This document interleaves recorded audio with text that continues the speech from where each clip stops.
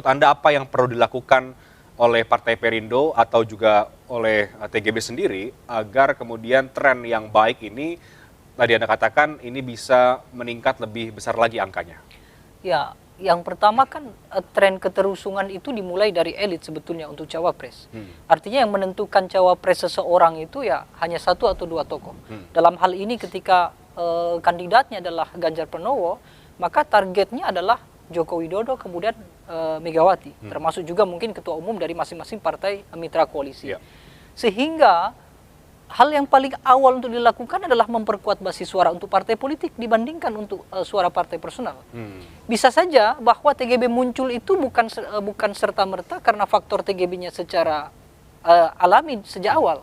Tetapi bisa saja karena faktor Perindonya yang kemudian melakukan pendekatan-pendekatan politik, Perindo yang dianggap kemudian punya reputasi yang baik bagi calon pemilih di 2024, maka kemudian pemilih akan mencari sosok yang kira-kira bisa representasikan Perindo.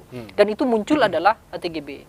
Artinya hari ini sampai ke depan saya kira Perindo akan tetap fokus pada kerja-kerja politik kepartaian, memunculkan tokoh-tokoh yang menurut saya punya potensi dan juga reputasi yang baik, salah satunya dengan memunculkan TGB, lalu kemudian secara organik pemilih akan menentukan siapa yang kira-kira akan lebih menonjol dibandingkan yang lain.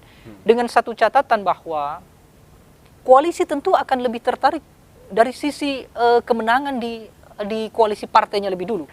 Ketika Perindo sudah diyakini akan memenangi pertarungan, setidaknya adalah bisa masuk dalam parliamentary threshold, kemudian juga elektabilitas yang baik, popularitas yang juga menunjang, maka mau tidak mau tokoh-tokohnya pun akan terangkat dengan sendirinya.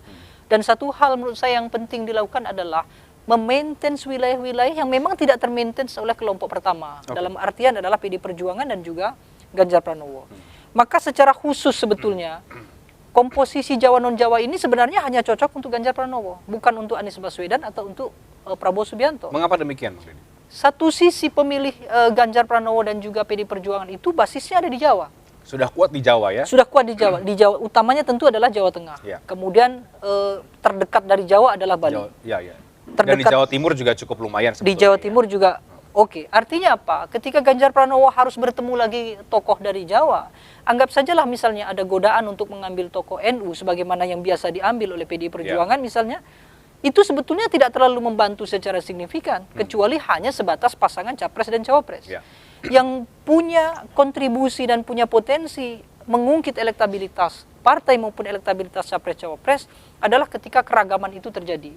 Nah, TGB ini saya kira menjadi pemantik untuk kelompok non-Jawa tadi itu, supaya mereka bisa memperkuat basis-basis pemilih Jawa. Sebagaimana yang kita ketahui misalnya dari banyak studi, pemilih itu akan cenderung melihat ketokohan seseorang tetap saja didominasi oleh capresnya.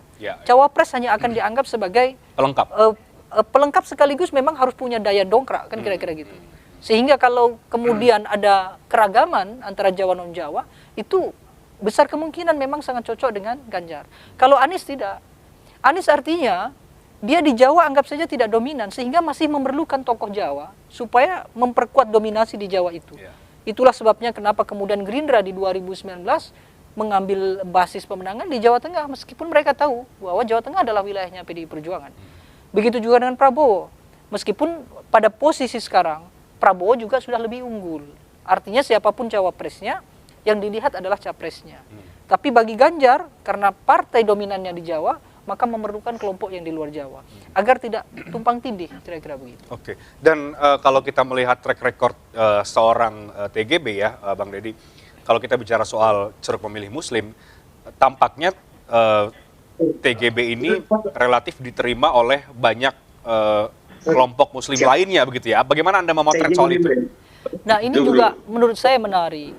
Satu sisi bahwa TGB itu aktivis Muslim sebetulnya. Kemudian dia juga intelektual.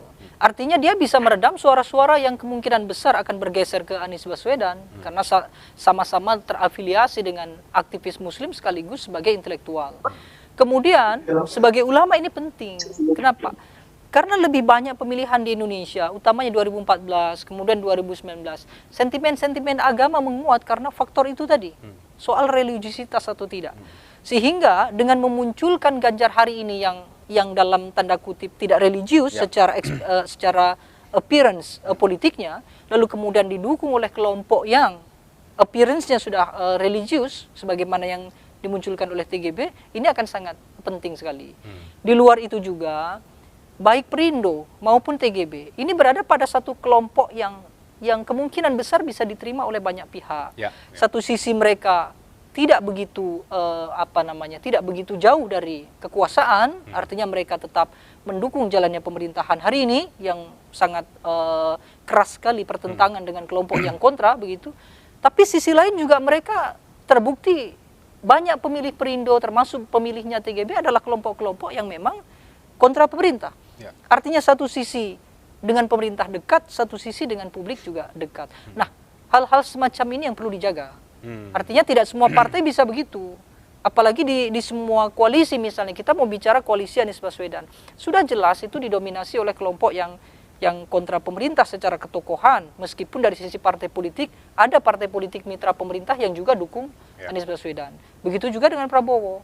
Prabowo lebih didominasi oleh kelompok-kelompok yang memang loyal terhadap pemerintah, meskipun memang situasi sekarang masih didominasi Prabowo dibandingkan dengan Ganjar Pranowo atau Anies Baswedan. Sehingga pilihan-pilihan semacam itu perlu menjadi masukan bagi Perindo, termasuk juga bagi TGB, bahwa ini bukan soal giat, bukan soal banyak atau tidaknya aktivitas propaganda, tapi ini adalah soal bagaimana memaintain sekaligus memilah ceruk-ceruk suara yang tepat, kira-kira begitu, agar tidak saling serang dengan partai yang lain, karena ketika partai bertempur dengan partai yang lain, besar kemungkinan justru tidak dimenangkan oleh salah satunya, tapi justru akan dimenangkan oleh partai politik yang tidak berkonflik, kira-kira begitu.